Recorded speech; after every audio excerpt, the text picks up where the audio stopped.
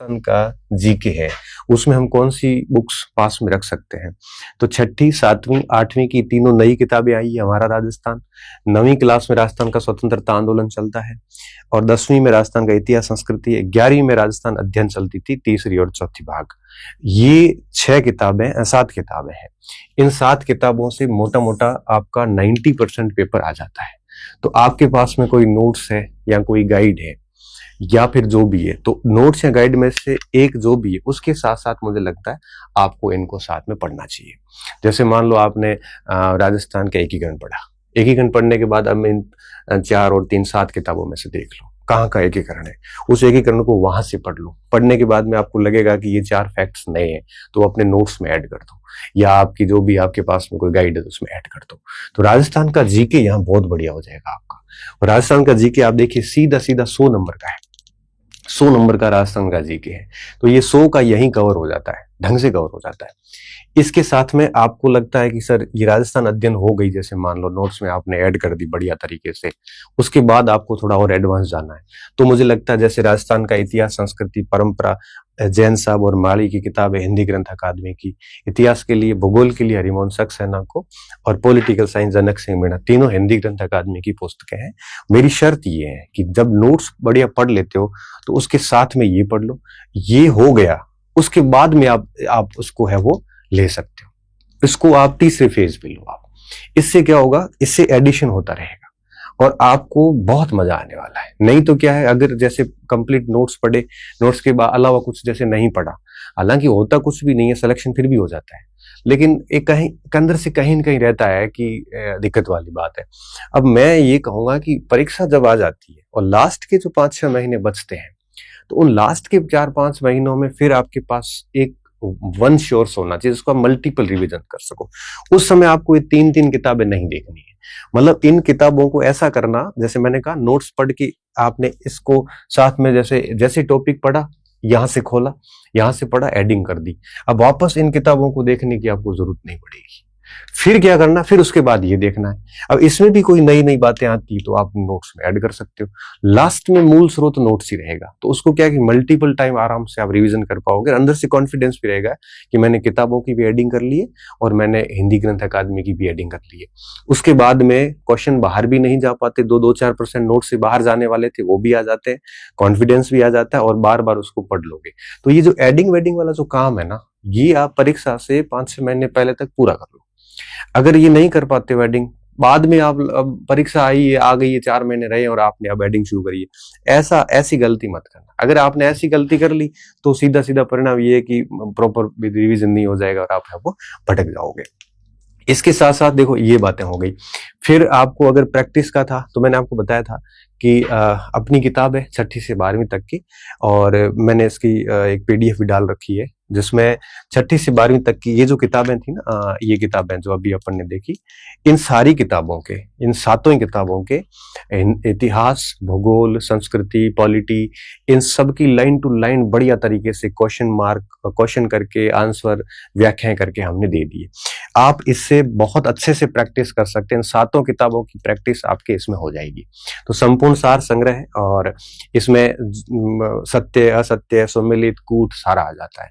इसको मार्केट में आज ही जारी किया है तो आप इसको देख सकते हो, आपको अच्छा लगेगा डेफिनेटली।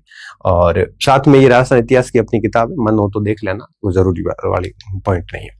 उसके बाद में जैसे विद्यालय विषय है, हिंदी, अंग्रेजी, गणित, सामान्य विज्ञान L1 में जो है, तो उनके लिए आप जैसे हिंदी की किताब है तो 9वीं से 12वीं हिंदी व्याकरण चलती है, उसको देख सकते हो। RSCRT कक्षा 6 की इंग्लिश ग्रामर आती है, RSCRT बोर्ड की किताब में आती है, माध्यमिक शिक्षा बोर्ड में चलती है। 6ठी से 10वीं की गणित देख सकते हो, सामाजिक का 6ठी से 10वीं का पोर्शन है, साइंस का 6ठी से 10वीं का पोर्शन है। इसके टॉपिक टेक करके आप इसको साथ में अपने नोट्स के साथ में एडिंग कर दो, तो आपको बार बार है वो देखना नहीं पड़ेगा। और इसके अलावा रीति विज्ञान के लिए इग्नू की एक अच्छी किताब आती है, उसको आप देख सकते हो।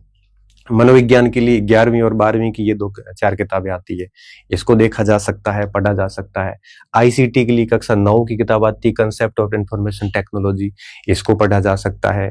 इसके अलावा सब्जेक्ट की मैं बात करूं L2 में, तो हिंदी के लिए 9 से 12वीं की राजेंद्र कुमार सिंघवी की पहले किताब आती थी, हिंदी ग्रंथ अकादमी में अच्छी किताब आती है, काफी चीजें कवर कर ली जाती है।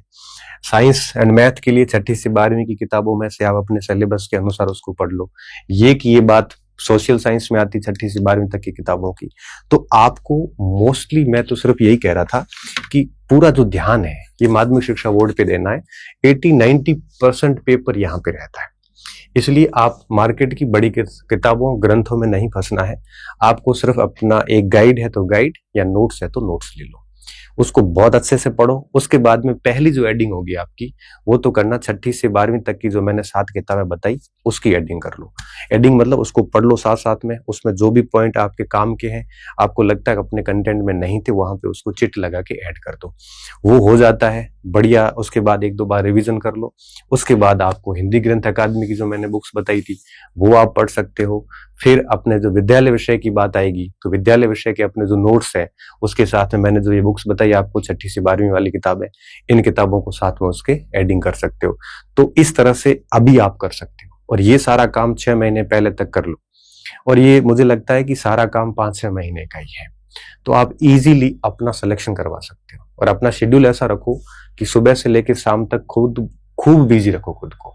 आपको बिल्कुल दूसरे काम के लिए टाइम नहीं मिलना चाहिए। रात दिन पढ़िए, बहुत मेहनत करिए, अपने शेड्यूल को ऐसा सेट करो कि 2-3 घंटे रिवीजन और प्रैक्टिस को भी मिले, और साथ में मैंने आपको बता दिया 3-3 घंटे के 2 स्लॉट डाल दो, 1-2 घंटे का एक और स्लॉट डाल दो, और इस तरह से व्यवस्थित रखें खुद को। PYQs और प्रैक्टिस आप बुक्स से जितनी अधिक कर सकते हो वो आप करिए। बाकी मार्केट की बातों में नहीं आना है, और सामग्री से चयन नहीं होते, बल्कि आपका चयन इस बात पे निर्भर करता है कि आप कितना डेडिकेटेड होगे, आपके पास जो सामग्री है उसको अच्छे से याद करते हैं। बहुत अधिक उलझना नहीं है। परीक्षा से 4-5 महीने पहले ऐसा रखना कि आपके पास में केवल एक पार्ट होना, एक कंटेंट जो है सिलेबस का एक भाग ही होना चाहिए, ज्यादा नहीं होना चाहिए। जितनी भी एडिंग करनी अभी आप पढ़ते पढ़ते साथ में कर लो। तो इस तरह से चलोगे तो निश्चित तौर पे साल भर की तैयारी में आप बढ़िया रैंक के साथ चयनित हो जाओगे। प्रैक्टिस नहीं की तब भी फेल होना है, रिवीजन नहीं किया तब भी फेल होना है, बहुत ज्यादा सामग्री लाओगे तब भी फेल होना है, बहुत ज्यादा सोर्स रखोगे तब भी फेल होना है। सोर्स एक रखिए, उसमें कई सारे सोर्स का एडिंग कर लीजिए, फिर उसको बार बार पढ़िए, और कुछ भी नहीं करना है। ठीक है, ये बहुत बढ़िया। ये सेल्फ स्टडी वाले बच्चों के लिए। अगर कोई बच्चा कोचिंग जा रहा है तो अभी ढंग से कोचिंग कर लीजिए। कोचिंग के साथ में वो क्या कर सकता है, जिस जिस सब्जेक्ट की कोचिंग चल रही है उसकी बोर्ड की किताबें लेके आ जाओ, और साथ में उसको पढ़ते रहो किताब को। जैसे कोचिंग में आज क्रांति पढ़ाई, तो क्रांति वाले टॉपिक जो मिलते हैं उसमें ऐड कर दो, और प्रैक्टिस साथ में करते रहो, कोचिंग वाला काम भी हो जाता है।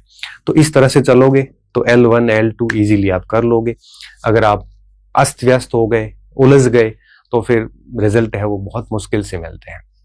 सुलझा हुआ व्यक्ति इजीली रिजल्ट निकाल लेता है, और पीछे जो कुछ हुआ, पेपर खराब हुए वगैरह, उन चीजों को आप भूल जाइए, और नई दिशा से, नई तरीके से और नई प्रिपरेशन जो है वो स्टार्ट कीजिए। निश्चित तौर पे वो आपको बहुत काम देने वाली है। नहीं तो क्या, आप अपना समय खराब करोगे। समय खराब करोगे तो उसका परिणाम आपको कुछ समय बाद में देखने को मिलेगा, जब आपको रियलाइज होगा कि हमने वाकई में अपना टाइम खराब कर दिया। इसलिए सारी चीजों से हटके सिर्फ पढ़ाई पे ध्यान दीजिए, और बहुत ही व्यवस्थित तरीके से और सही तरीके से पढ़ना। ये वीडियोस आप ढंग से सुनोगे, और सुनने के बाद में अगर आपने इसको सही तरीके से फॉलो कर लिया तो मैं मानता हूं कि आप सफल होंगे, आप असफल नहीं होंगे। बाकी मैं करंट की क्लासेस नियमित मंथली डाल रहा हूँ, राजस्थान करंट। वो आपका राजस्थान जो L1 और L2 में जो सिलेबस है, राजस्थान की योजना है, राजस्थान का करंट अफेयर, शैक्षणिक योजना है, पुरस्कार, फ्लेक्सिब योजना है, कल्याणकारी योजना है, वो सारी उसमें कवर हो जाएगी। मंथली वो क्लास देखते रहिए आप। आपको करंट में कहीं पे भी जाना नहीं है। पिछली बार भी 12-15 प्रश्न करंट अफेयर से थे। तो आप इन सब चीजों को ध्यान रखना। ये किताब को भी देख लेना, आपके लिए काम की है काफी। तो राजस्थान भर में ये मार्केट में मिल जाएगी आप लोगों को।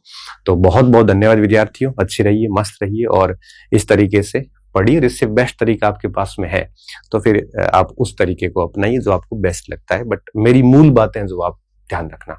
पुनः धन्यवाद। खुश रहिए, मस्त रहिए, और खूब सारा पढ़िए।